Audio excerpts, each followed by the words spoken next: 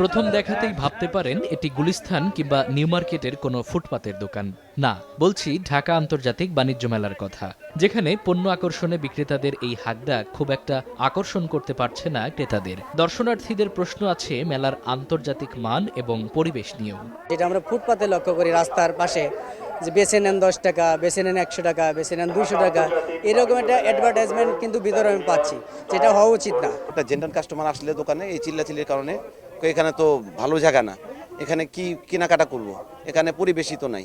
Customer আসে বলে যে এটা কি গুলিস্তান হয়ে গেছে নাকি। ফরেনিয়াররা যখন আমাদের দেশে আসে তখন তারা এটা আমাদের দেশে কি দৃষ্টিতে দেখবে। শুধু তাই নয়, মেলায় বিদেশি স্টলের নাম থাকলেও নেই বিদেশি পণ্যের দেখা। ইপিবির উদাসীনতাকেই দায়ী করছেন ক্রেতারা। পাকিস্তানি প্যাভিলিয়নে ঢুকে দেখি সব গুলিস্তান, নিউ মার্কেটের এগুলার প্রোডাক্ট আর কি। সিন্ডিকেটের ব্যাপারে আমরা তো বলতে পারবো না, এটি আমরা জাস্ট দোকান চাই, দোকান পাইছি। দেশের পণ্য বিদেশিদের কাছে তুলে ধরাই যেখানে মেলার অন্যতম উদ্দেশ্য, সেখানে মেলা ঘুরে দেখা যায় বিদেশি ক্রেতা আকর্ষণে নেই তেমন কোনো উদ্যোগ। এতে ক্ষোভ জানান দেশীয় উদ্যোক্তারা।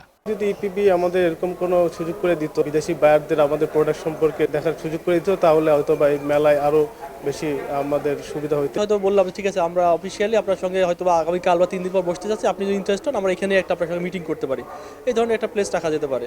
তবে আগামীতে পূর্বাচলে মেলা সম্প্রসারণ করা হলে সমস্যার সমাধান সম্ভব বলে জানান বাণিজ্য মেলা কর্তৃপক্ষ।